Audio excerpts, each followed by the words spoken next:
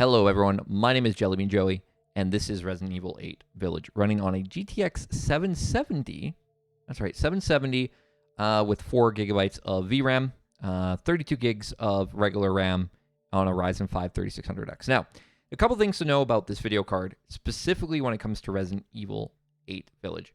You need to downgrade your drivers to version 368.81, which is from 2016. That's the only way this will run. The reason I'm doing this video is there is a YouTuber who has a GTX 770 but only has a 2 gig card, and he will not buy this game. So I'm like, I own the game, I have the card, let's go ahead and see how this is.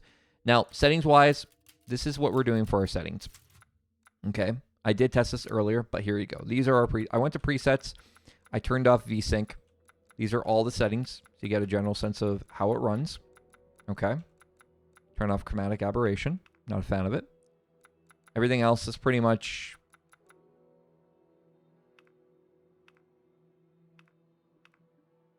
as low as it will go, basically.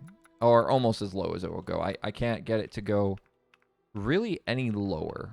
I mean, we can try low 0 gig, but I was getting lagging for some reason. We'll leave trilinear on, and I think that should be fine, and interlaced.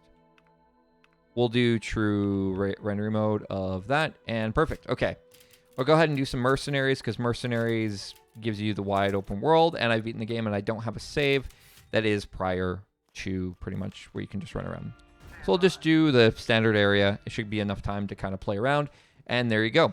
We're recording this at 1080-30 just because of the nature of, because I'm using this driver, I don't have access to all of the great features that do come from using, CUDA and using NVENC, because again, it's a 770. But here you go. You can see the performance, 35 FPS. What we'll do now is we'll go ahead and lower it to interlaced and see if that will give us, and also put our texture cache back on. When we're indoors with Heisenberg, we get better frame rate, of course, because it's indoors. But we'll put this back to low of 0.5, and we'll put this back to, because this was on for some reason. These are the settings that we recommend. Oh, actually, we'll just go ahead and turn it back to interlace and see how that goes. Okay, you might need to do it through, 1 second here. I guess it only works. Oh, there it is. Okay, perfect. Okay, so with interlaced, you are able to play this game, and it does look really, really nice. Now, I'm curious how this is going to perform when we lower it even further. We're in 1080, so let's go ahead and lower it to 900p is a respectable resolution. That's about what the base PS4 runs at. And our frame rate just goes up a tiny bit, which is good. It goes up a couple.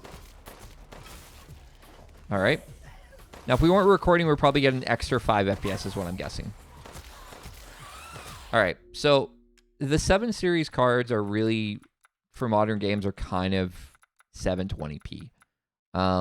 So let's go ahead, lower our gigabyte count to that, leave it on interlace, drop it all the way down to 720p. Hopefully you're able to still see the counter. Okay, great.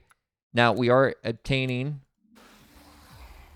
our frame rate is basically relatively the same. Again, we are recording, so that could also have an effect on it. But overall, it's running quite well, actually. So there you go. So that is Resident Evil 8 Village running on this. So to be able to do this, you're going to again need to get the drivers from NVIDIA. You're going to need to get the version 368.81. It's from 2016. It's a very specific version. And you'll need to basically downgrade your graphics card, reboot your machine, or downgrade your drivers, reboot your machine, and you should be good to go. And then you too will be able to play Resident Evil 8. So just keep that in mind. Again, Mercenaries is probably a great mode to test with, because it does run better when you're out and about. So it's good. So let's go ahead and up our resolution all the way to a grand total of 1440, which is what I'm currently at for my resolution. Let's see how much it drops down now. So basically, it almost, I wouldn't say it halves it, but it definitely drops it quite a bit. So if you want to play this at a very comfortable resolution of 1920 by 1080, which, you know, this card is capable of, if you're comfortable with 30 to 40 FPS, absolutely, this will be no problem at all. But if you aren't comfortable with that and you need your 60 for any sort of reason, again, you can get 60 when you're not looking at the stuff, but when you are looking at things, there you go. And so really what it comes down to is what is your comfort level. The 770 is still an acceptable card even in 2021. It definitely has concessions and you are required to drop things down. But this game basically at minimum requires a 4 GB video card. It pretty much recommends the GTX 1050 Ti as the minimum specs. And that's just because the way the PS5 is, it has more VRAM. So if you're going to be playing, you know, this game on your hardware, and this is the only video card you have, you can play it. Absolutely. You're just going to need to lower your settings. If you are wondering how it performs, absolutely maxed out, we'll go ahead and do it. Interlaced, normal, image quality, leave that at 1.1 to 1. Anti-aliasing we'll leave as alone. Go ahead and up our, at least, not maxed out, but we'll put it to at least make it, we'll do high 1 gig, medium, we'll do 16. Actually, if you're just wondering how this performs, it's probably going to crash, honestly. But it might not even do it because it likes to have things. So I have played this on a 1080, by the way. It's an amazing looking game. And even I couldn't max it out with that. And that has 8 gigs of VRAM. Okay. Here is our performance completely maxed out. We are getting at least double digits. It runs really badly. So what we'll do is we'll go ahead and lower our VRAM buffer all the way down to, we'll lower our texture quality to a comfortable high 1 gig and see how that performs. Yeah, so about 20 FPS there. And then we'll go to, we're still in normal, which is fine. So let's go ahead and drop our texture quality down to probably about low. We're getting close to that 4 gig buffer, VRAM buffer, or we're past it, but we're getting close there.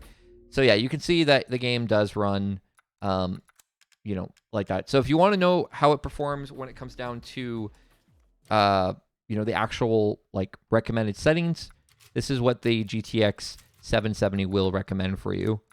If you go to presets and you go to recommended, this is what it's going to recommend. Very close to that VRAM buffer. So realistically, it's low settings. But I mean, in this game, low settings don't look that bad. And just to show you that you can get a consistent FPS, or at least very close to a consistent FPS inside, this is going to be Heisenberg's area. So you get very close to 60 when you are here. And again, we are recording, so keep that in mind. Probably about like a 5 to 6 FPS drop on that, because we are using the Ryzen 5. But again, it's still very playable, and it looks good enough. And then if we go ahead and up our quality again back to interlaced, or from interlaced to normal, which gives us slightly an extra couple hundred megabytes.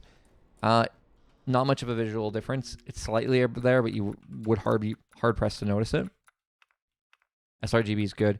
So if we go back to interlaced and we drop this down to, let's say 0.5, which drops it down a smidge, we're able to get the 60 limit, but it does also lower your video quality. It looks very muddy. So there you go. There's your concessions with Resident Evil 8 Village.